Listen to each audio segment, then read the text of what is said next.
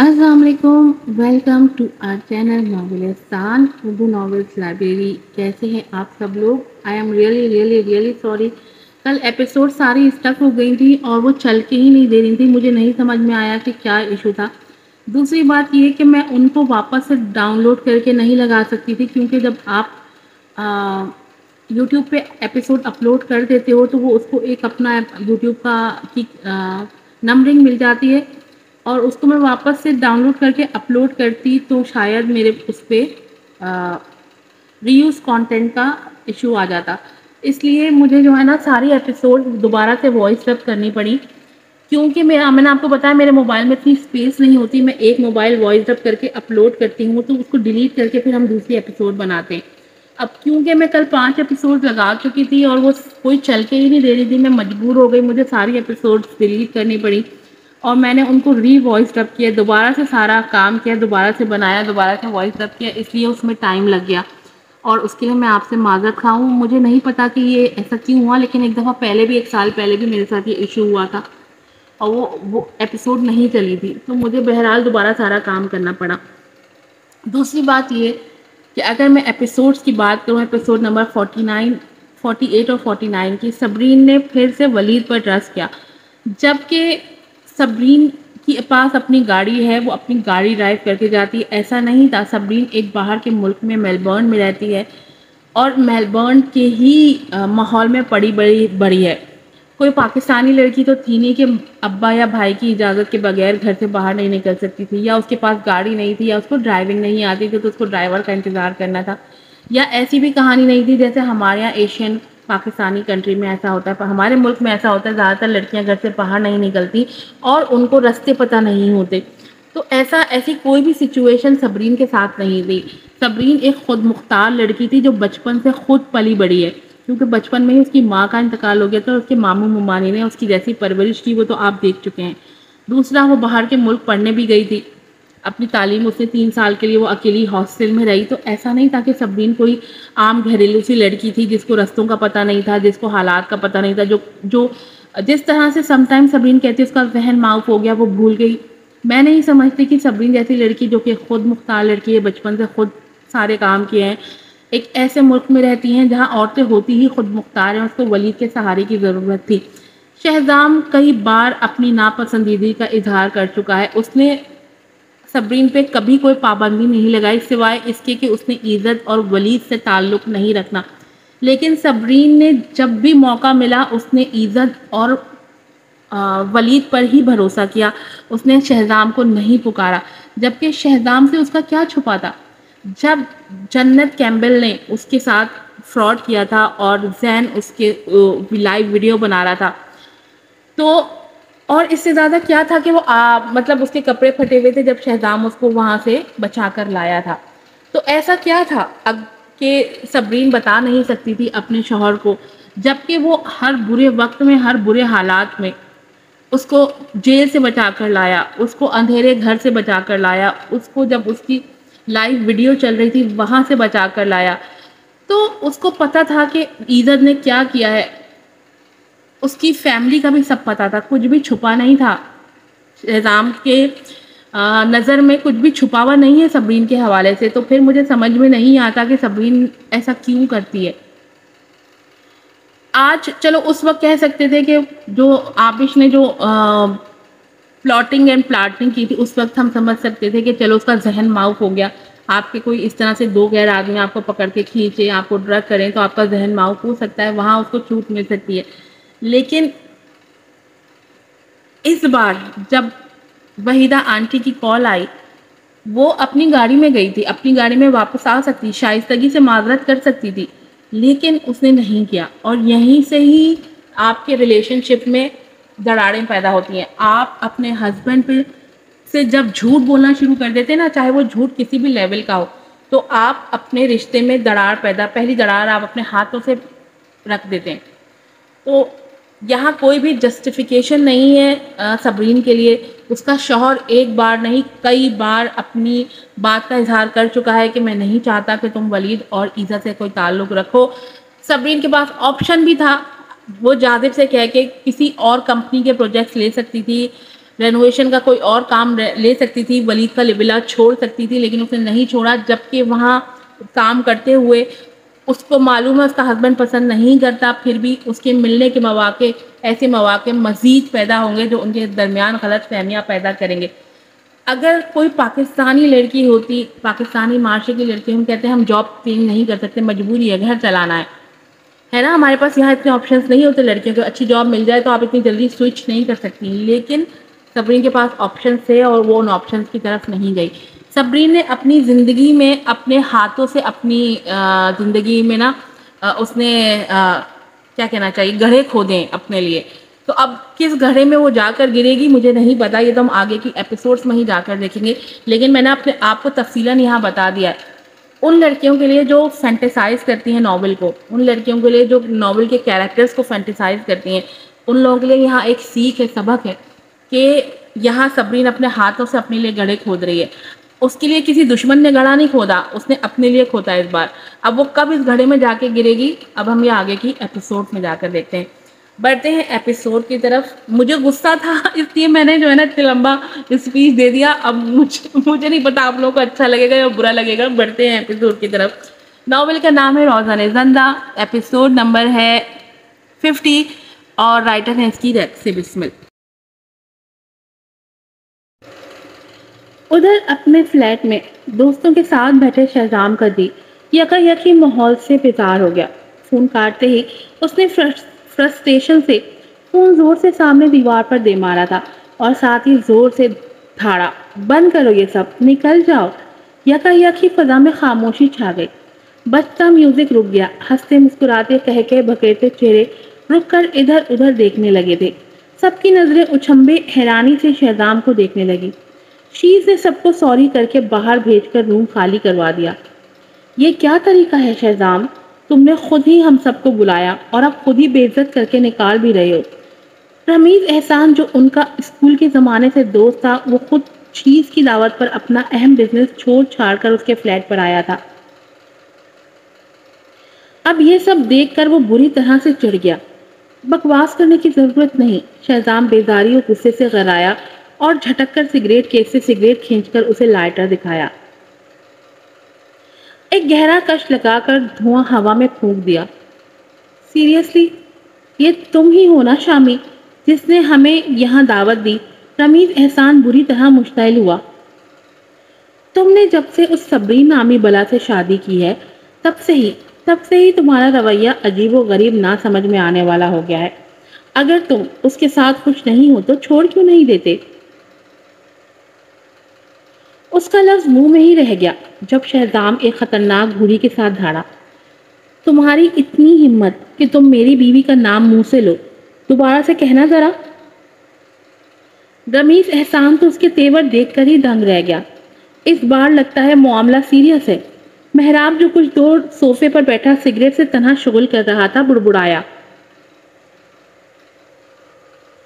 حیرت ہے، میں تو سمجھا تھا شامی کبھی کسی عورت کے جال میں نہیں پھنس سکتا، مگر رمیز احسان کو شہزام کسی عورت کے لیے سنجیدہ ہونا حیرت میں مبتلا کر گیا تھا۔ شہزام نے کسی کی بات کا جواب نہیں دیا، وہ اپنی ہی سوچوں میں غرق تھا۔ سگریٹ اس کی انگلیوں میں جل جل کر کنارے سے آ لگا تھا، قریب تھا کہ اس کی انگلیوں کو جلا دیتا۔ شیز نے افسردگی سے لب بھینچ کر آگے بڑھ کر اس کی انگلیوں کے درمیانی خلا سے سگریٹ نکال کر ایشٹرے میں بجھایا۔ آنے والے دنوں میں صبرین پر ذمہ داری بڑھ گئی تھی۔ ایک طرف وہ آنٹی وحیدہ کی حفاظت کے خیال میں ہلکان ہو رہی تھی، تو دوسری طرف اس نے اپنی ماں کی کمپنی کے اس شیئر ہولڈر باسط قاسمی صاحب کو ڈھونڈنے کی کوشش بھی جاری رکھی تھی۔ کمپنی کے کسی ملازم سے تو ایڈریس معلوم کرنا فضول ہی تھا، اس نے ایسی بے وقوفی نہیں کی۔ اسے محتاط رہنا تھا اپنے دشمن سے جو گھات لگائے بیٹھے تھے۔ اسے صرف اتنا معلوم ہوا تھا کہ وہ کسی پوش علاقے کے بنگلے میں رہتے ہیں۔ اس نے ولید کو بھی مدد کا نہیں کہا تھا، لیکن اس کے باوجود بھی اس شخص نے اپنی سوچ استعمال کر کے اسے باسط صاحب کا ایڈریس معلوم کروا کر دیا۔ صبرین اس کی بہت شکر گزار تھی۔ یہ شخص بہرحال اس کی مدد کر کے اس کی گڈ کیٹیگری میں آنے کی کوشش میں تھا۔ چھٹی کے دن وہ مطلوبہ ایڈریس پر پہنچی۔ بنگلہ بہت خوبصورت اور وسیع و عریض رقبے پر پھیلا ہوا تھا، جس سے رہنے والے شخص کے اسٹیٹس کا پتہ چل رہا تھا۔ اس نے گیٹ پر بیل دی۔ تھوڑی دیر بعد ہی گارڈ نے گیٹ وا کر دیا اور سوالیہ نظروں سے اسے دیکھا۔ جی میم، آپ کو کس سے ملنا ہے؟ مجھے باسط صاحب سے ملنا ہے، کیا وہ موجود ہیں؟ صبرین نے ہچکچا کر پوچھا۔ گارڈ نے سر سے پیر تک اس خوبصورت لڑکی کو دیکھا۔ اس کی پرسنالٹی ڈریسنگ سے متاثر نظر آیا۔ کیا آپ کی ان سے ملاقات طے ہے؟ اس نے استفہامیہ نظروں سے صبرین کو دیکھا۔ نوپ۔ صبرین نے سر نفی میں ہلایا۔ لیکن میں شہرین یزدانی کی بیٹی ہوں، آپ ان کو انفارم کیجئے، وہ ان کو اچھے سے جانتے ہیں۔ اس نے حوالہ دیا۔ گارڈ نے اسے پھر سے بغور سر تا پیر دیکھا، پھر فون ملا کر اندر انفارمیشن دی۔ تھوڑی دیر اگلے طرف کی ہدایات سنتا رہا، پھر سر ہلا کر اوکے سر، میں بھیجتا ہوں کہہ کر فون رکھ کر صبرین کی طرف متوجہ ہوا۔ اب کی بار خوش اخلاقی سے بولا، میم آپ اندر جا سکتی ہیں، صاحب آپ کا اندر انتظار کر رہے ہیں۔ Thank you. صبرین نے سکون کی سانس بھری اور ایکسائٹمنٹ سے اندر قدم بڑھائے۔ صبرین سمجھی باسط صاحب کوئی ادھیڑ عمر کے شخص ہوں گے، لیکن ویٹنگ روم میں دروازے پر اس نے جس شخص کو دیکھا وہ لگ بھگ 40 کے پیٹے کا لگ رہا تھا۔ اس عمر میں بھی وہ وجیہہ تھا، سوبر تھا، کن پٹی کے قریب اکا دکا بال سفید تھے، جس نے اس کی وجاہت میں اضافہ ہی کیا تھا۔ صبرین ہچکچا کر رک گئی۔ وہ آدمی اسے یکتک حیرت سے دیکھ رہا تھا۔ شہرین میڈم؟ اس کے ہونٹ تھر تھر آئے۔ اگر میں غلط نہیں تو آپ کی باسط انکل ہیں۔ صبرین نے اس کو حیران اپنی جگہ پر منجمد دیکھ کر پہل کی۔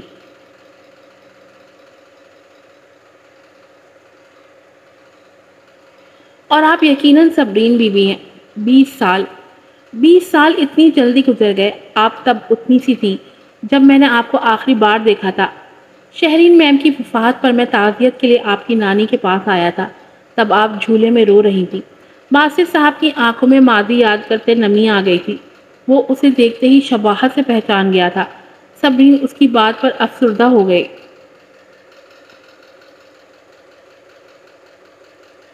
آپ بالکل اپنی موم جیسی ہو بہو۔ باسط صاحب کی آواز میں خوشی کے ساتھ جوش تھا۔ صبرین افسردگی سے مسکرائی۔ آؤ بیٹا، اپنا ہی گھر سمجھو، آؤ۔ وہ اسے ہاتھ سے تھام کر اندر ڈرائنگ روم میں لایا۔ صبرین صوفے پر بیٹھ گئی۔ باسط صاحب بھی ساتھ والے سنگل صوفے پر ٹک گئے۔ میں نے سنا ہے کہ میری موم نے آپ کی جان بچائی تھی۔ کولڈ ڈرنک کی سپ لیتے صبرین نے تجسس سے پوچھا۔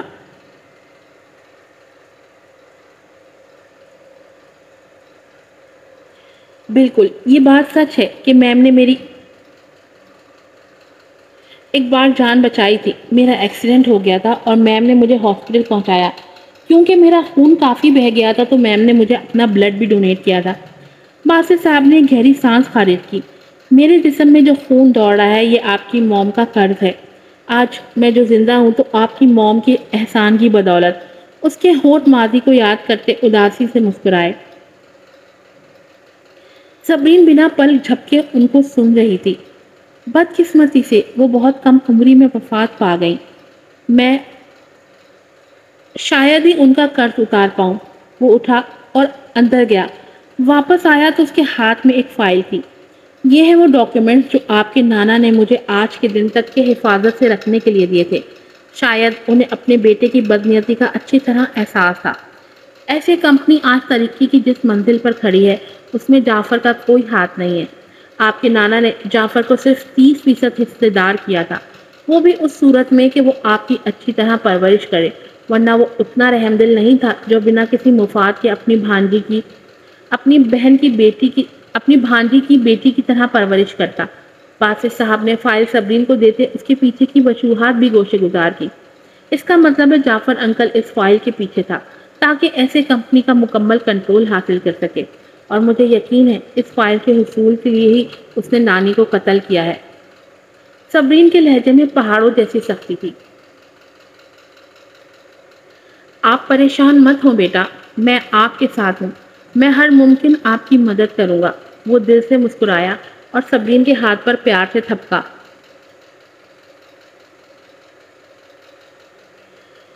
Thank thank you Basit uncle, اب مجھے چلنا چاہیے۔ وہ خوش دلی سے مسکرا کر اٹھنے لگی، پھر کچھ سوچ کر رک گئی۔ آپ سے ایک بات پوچھنی ہے انکل باسط۔ وہ ششو پنج میں پڑ گئی۔ آیا پوچھے یا نہیں پوچھے؟ ہاں بچے، آپ پوچھ سکتی ہیں، باسط صاحب نے مشفقانہ لہجے سے کہا۔ آپ نے میری موم کے ساتھ کافی وقت سے کام کیا تھا، کیا آپ نے میرے پاپا کو دیکھا تھا؟ ایک آس تھی اس کے لہجے میں، کاش وہ اپنا اصل پالے۔ باسط صاحب یہ سن کر کچھ پل خاموش رہ گیا، چہرے کی رنگت پھیکی پڑی۔ آخر کار انہوں نے ایک سخت سانس کھینچ کر آہستگی سے سر ہلایا۔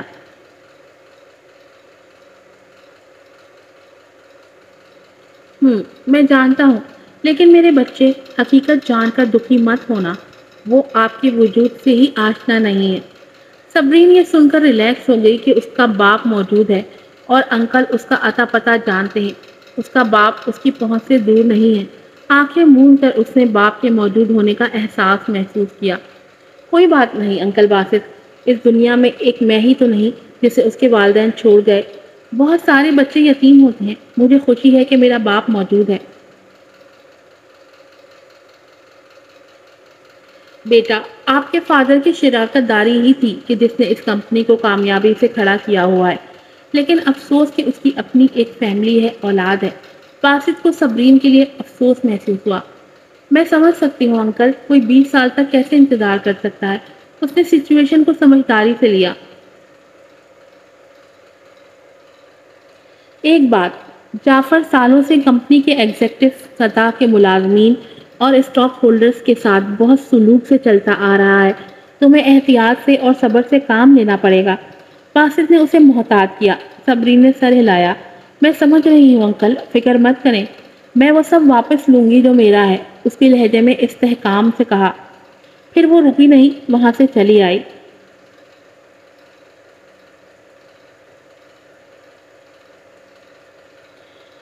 ولا پہنچ کر اس نے فون آن کر کے دیکھا۔ ہو سکتا ہے شہزام نے کوئی میسج کیا ہو، لیکن شہزام کی طرف سے خاموشی تھی۔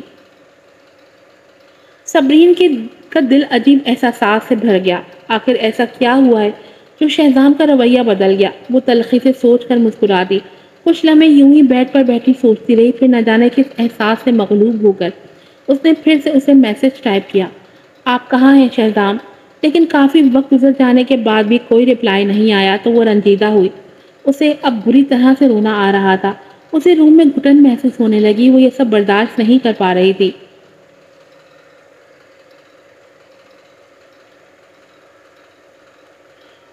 اٹھ کر روم کی ونڈو سلائڈ کی اور لان کے پیڑ پودوں سے چھو کر آتی ٹھنڈی ہوا کے جھونکوں نے جب چہرے کو چھوا تو اس نے بے اختیار گہرے گہرے سانس لے کر خود کو پرسکون کیا۔ کافی دیر کھڑی شہزام کو ہی سوچتی رہی، پھر ایک گہری سرد آنکھ کھینچ کر اپنا سیل نکالا اور فریہ کو میسج ٹائپ کرنے لگی۔ پاری، چلو آج کہیں باہر آوارہ گردی کریں۔ میسج سین ہو گیا۔ اگلے پل ہی فریہ کا پرجوش میسج اسکرین پر چمک رہا تھا۔ او ہو، مبارک ہو مستقبل کی باس صاحبہ، اب تو کروڑوں کی مالک بن گئی ہو۔ ہاں ہاں، وہ شرارت سے ہنسی۔ صبرین بھی مسکرا دی۔ ٹھیک اسی وقت شیت ابراہیم نے میسج بھیجا۔ رینا بھابی، ڈنر کے بارے میں کیا خیال ہے؟ کیا آپ میک ڈونلڈ ریسٹورانٹ میں آ سکتی ہیں؟ شہزام بھی یہی ہے، آپ فریہ کو ساتھ لے آئیے گا۔ میسج پڑھ کر اس کا دل بے طرح اچھل کر دھڑ دھڑ کرنے لگا۔ بالآخر کہیں سے تو، کسی طرح سے تو بے درد پیا کی خبر آئی تو صحیح۔ صبرین نے ایک دم وہ میسج فریہ کو فارورڈ کر دیا۔ کیا خیال ہے، چلیں؟ ضرور چلیں گے، سر کے بل چلیں گے۔ ہاں ہاں، فریہ کا چنچل زندگی سے بھرپور کہہ کے اور ایموجی کے ساتھ میسج آیا۔ ویسے بھی میری گڑیا اپنے شبی کو مس کر رہی ہوگی، ہے نا؟ اس بہانے پیار کا دیدار کر لینا۔ ہاں ہاں، ساتھ ہی ونک والا ایموجی بھی آیا۔ صبرین نے کال کی، فریہ نے جھٹ سے پک کر دی۔ تمہیں پتا ہے فریہ، مجھے عجیب لگ رہا ہے، اس نے مجھ سے کچھ عرصے تک محبوبانہ سلوک کیا، پیار دیا، میرے ناز اٹھائے، اور پھر یکا یک وہ بدل گیا، اس کا رویہ بدل گیا۔ مجھے سمجھ میں نہیں آ رہا کہ میں اسے کیا سمجھوں۔ کیا اس کی زندگی میں کوئی دوسری عورت آ گئی ہے؟ اوہو، مجھے جیلسی کی بو آ رہی ہے۔ فریہ فریہ پھر سے گنگنائی، نہیں میں جیلس نہیں ہو رہی، مجھے بس عجیب سی فیلنگ محسوس ہو رہی ہیں جنہیں میں محسوس جنہیں میں کوئی نام نہیں دے پا رہی۔ دونوں مطلوبہ ریسٹورانٹ پہنچ چکی تھی۔ جب اندر داخل ہوتے ہوئے فریہ نے اس کا ہاتھ سختی سے پکڑ لیا۔ وہ ایک جانب دیکھ رہی تھی۔ ایک کونے میں مرد اور عورت بیٹھے ہنستے مسکراتے کھانا کھا رہے تھے۔ مرد کا انداز ایسا تھا جیسے وہ اس کی محبوب بیوی ہو۔ کیا ہوا فری؟ صبرین نے فریہ کو دیکھا جس کا چہرہ ادھر دیکھتے لٹھے کی طرح سفید ہوا تھا۔ صبرین نے اس کی نظروں کے ارتکاز پر اس طرف دیکھا تو غصے سے اس کی گرفت فریہ کے ہاتھ پر سخت ہوئی۔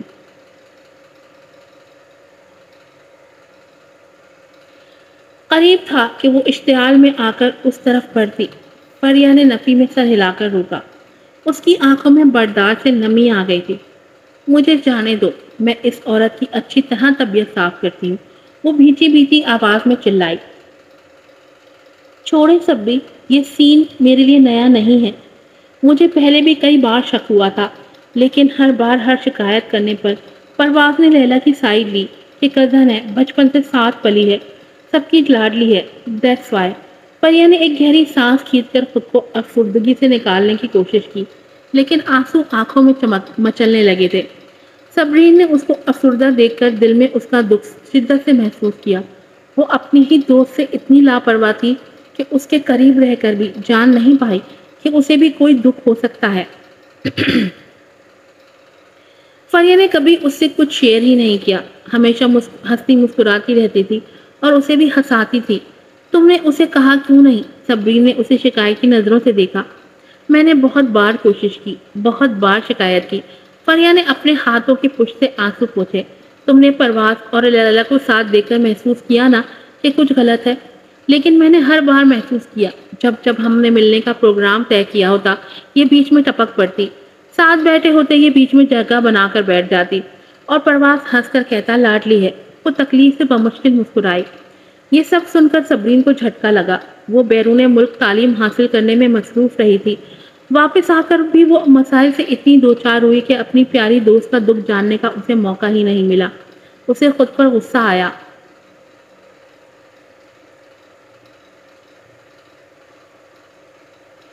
فریہ کے چہرے پر ایک تلخ مسکراہٹ پھیل گئی۔ ہم نے 10 میں سے 7 بار گھومنے کا پروگرام بنایا اور وہ لیلا کو ساتھ لے کر آتا۔ کبھی جب امی ابو سے گھر پر دعوت دیتے اور ابھی وہ کھانے کی ٹیبل پر پہنچ بھی نہیں پاتا کہ اس عورت کا فون آ جاتا اور یہ پریشان ہو کر چلا جاتا۔ تم نے مجھے بتایا کیوں نہیں؟ صبرین کو یہ سب سن کر بہت برا لگا، لیکن ساتھ ہی غصہ بھی آیا۔ پہلے بتاتی تو میں تمہارے اس کزن کی طبیعت صاف کرتی۔ پچھلی بار نانی کی سالگرہ کے فنکشن میں مجھے اس سے اتنا اچھا برتاؤ نہیں کرنا چاہیے تھا، اور اس گدھی کو تو جوتا اتار کر گنجا کرنا چاہیے۔ صبرین نے دانت پیسے اور اس طرف دیکھا جہاں اب دونوں ہنستے ہوئے باہر جا رہے تھے۔ یقین کرو صبری، اب میرا دل اس رشتے پر آمادہ نہیں، لیکن یہ بڑوں کا فیصلہ تھا۔ صبرین نے اس کے آنسو پوچھے۔ صبرین نے غصے سے دانت کھٹکھٹائے۔ اگر شادی ہوئی اور اس کے بعد بھی وہ اس عورت کے پیچھے ہی دم ہلاتا رہا، پھر تو تمہاری پوری لائف اسپوائل ہو جائے گی یار، اور نتیجہ طلاق کی صورت میں ہی نکلتا۔ اسی لیے بہتر ہے ابھی سے ماں باپ کو انکار کر دو۔ صبرین نے اس کا ہاتھ تھپک کر درست مشورہ دیا، جس پر فریہ نے سر جھکا لیا۔